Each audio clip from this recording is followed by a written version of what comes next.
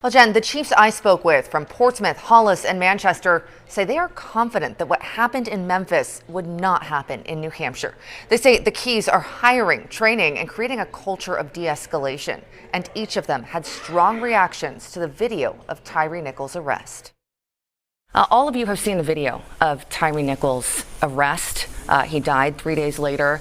I want to ask you what your reaction has been to that when you were watching it and in the days after. Chief Aldenberg, we'll start with you. That's troublesome.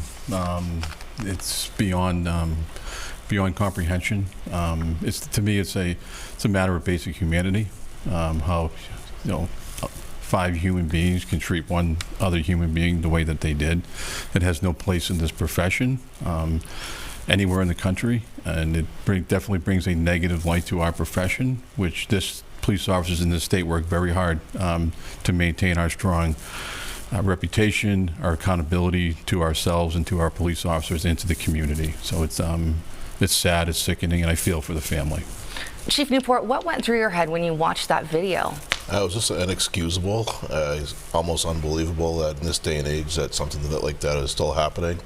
Is a representation of law enforcement. That is not how we do our jobs, not what we sign up to do.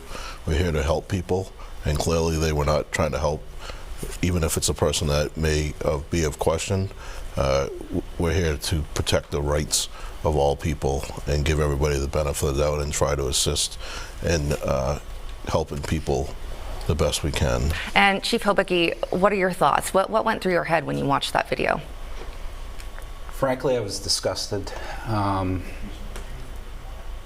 The three of us and a lot of professionals throughout the state have worked incredibly hard, not just since George Floyd, but prior to that, to ensure that we are building a culture of excellence within the New Hampshire law enforcement community.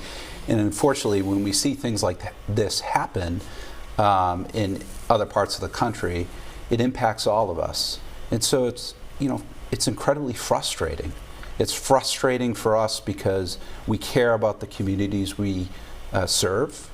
And our intent is to preserve life, not to take life. Sure. That's a last resort in policing, is to take another human being's life. It's just not what we do.